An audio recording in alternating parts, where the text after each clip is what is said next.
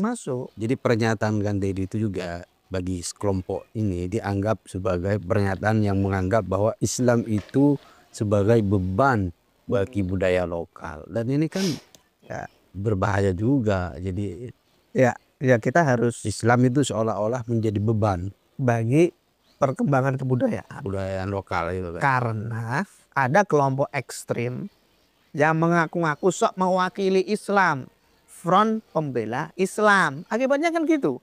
Dia merasa saya itu dapat ini penunjukan dari Allah Subhanahu wa taala untuk membela Islam gitu ya. Saya sudah mendapatkan mandat dari Tuhan untuk mewakili Islam. Seolah-olah begitu. Padahal mereka nggak punya hak untuk mewakili Islam gitu loh. Dengan pernyataan seolah-olah mewakili agama itu, mereka mengharamkan kelompok lain. Padahal itu hanya tafsir mereka. Hanya budaya ya. Padahal itu yang satu tujuannya kan kebudayaan. Tapi menurut kelompok ekstrim, kelompok konservatif, kelompok fanatik ini menganggap itu sebagai pemberhalaan, sebagai syirik, ya nggak nyambung gitu loh. Kecuali kalau Kang Deddy di depan patung tuh sujud, nyembah-nyembah gitu ya. Wah, masyarakat Purwakarta dulu mungkin nyembah-nyembah depan patung. Nah itu kalau yang melakukan orang Islam itu syirik. Tapi kalau yang melakukan itu non Muslim, ya urusan mereka kan. Apa urusannya dengan FPI dan sebagainya? Kan titik tolaknya dari situ. Jadi menyebut kelompok Islam sebenarnya bukan Islamnya ya. Kalau ajaran itu kan sebenarnya nggak punya kemana-mana, ya, netral. Netral.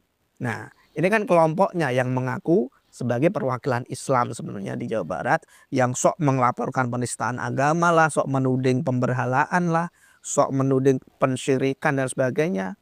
Itu kan kelompoknya ya. Jadi kalau sampai ada pernyataan seperti itu, kita lihat faktanya aja. Faktanya kelompok ini memang membuat bangsa Indonesia mundur. Apa yang bisa dijual kalau nggak ada kebudayaannya? Kita mau jual apa? Ritual agama mau dijual, nggak laku lah.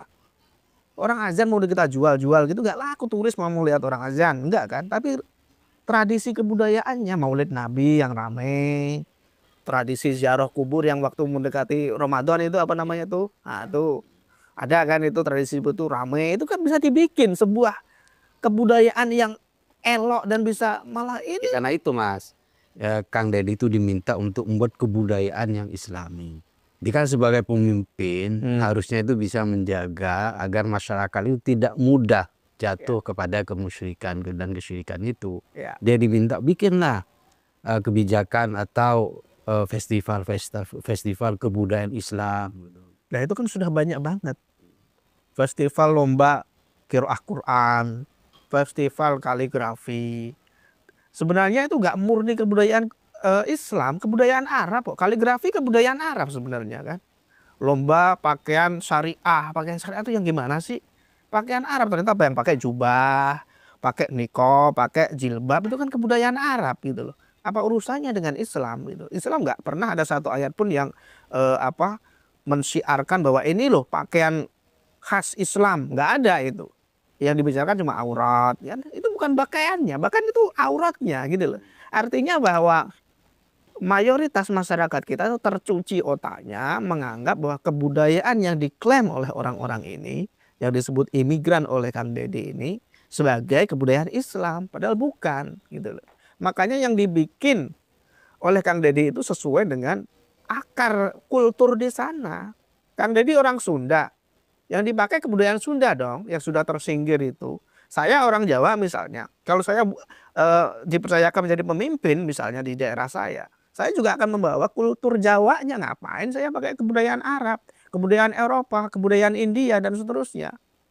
Nggak perlu kan. Jadi setiap daerah, setiap orang itu punya misi untuk mengangkat kebudayaannya supaya tidak tergerus gitu loh. Dan ini yang dimusuhi oleh kelompok-kelompok yang dituding sebagai Habib tadi, sebagai kelompok imigran tadi yang sok merasa paling pribumi, paling mewakili masyarakat lokal.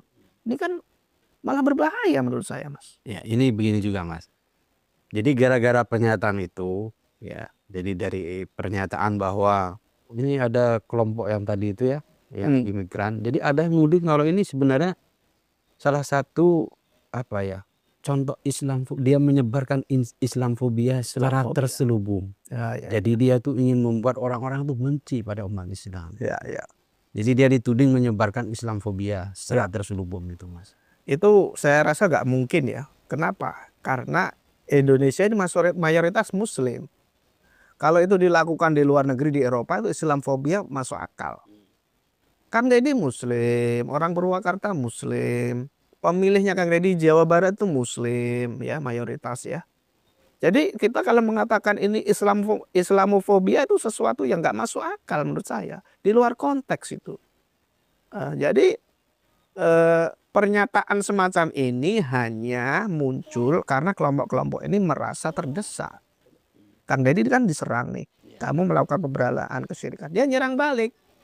Kelompok imigran dong ngatur-ngatur kita kan gitu sebenarnya ya. Kalau ini kan orang lagi apa ya, lagi cekcok aja sebenarnya. Kita memahaminya begitu ya. Ini kan dalam teori sosial ini konflik sebenarnya kan, teori konflik sebenarnya.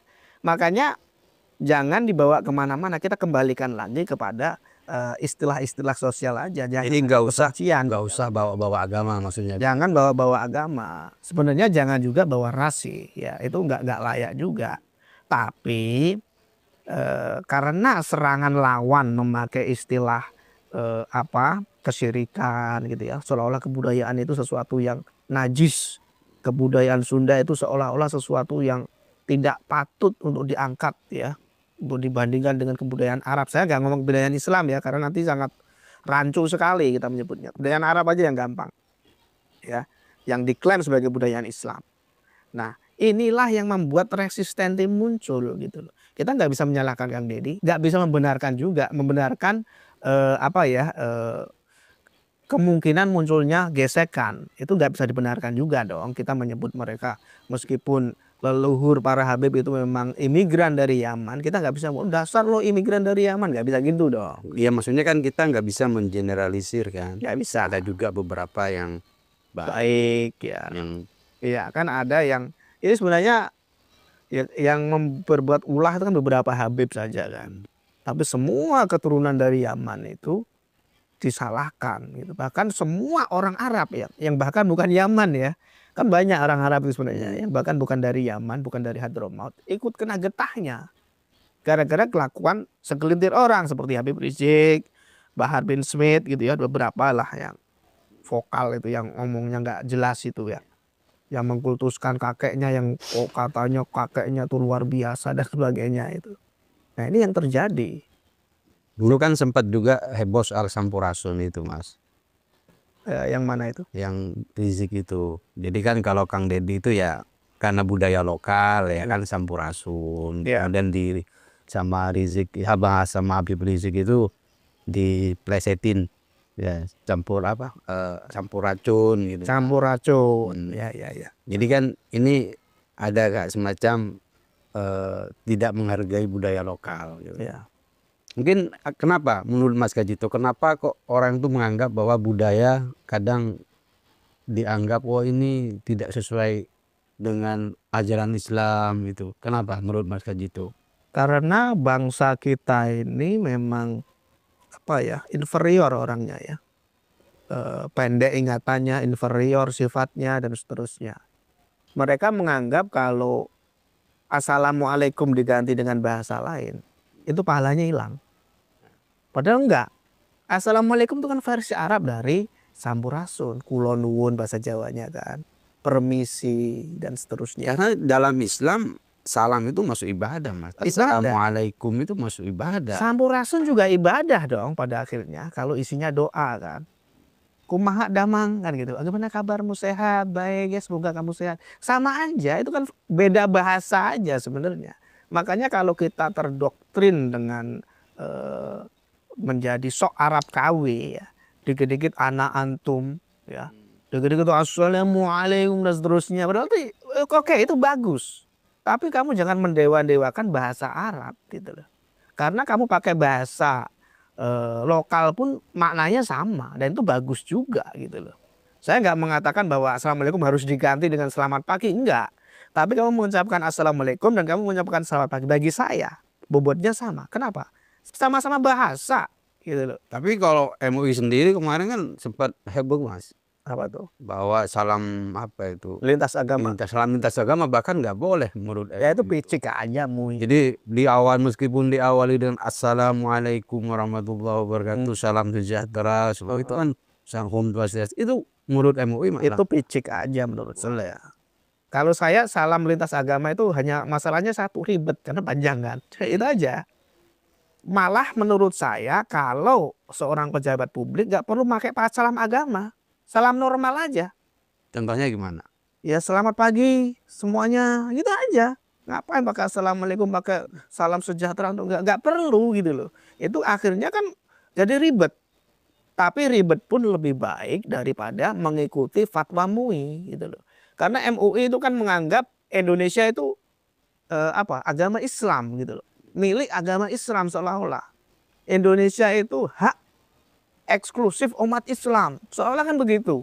Mereka nggak sadar bahwa mereka itu juga hanya salah satu orang yang menumpang di Indonesia ini. Gitu. Jauh sebelum Islam masuk ke Indonesia, Indonesia sudah ada. Gitu loh. Masyarakat beriman dengan agama lain. Makanya ketika agama Hindu, Buddha, bahkan ya Islam, Kristen masuk ke Indonesia, itu semuanya pendatang hakikatnya. Makanya harus menghormati agama lokal, tradisi lokal, dan seterusnya.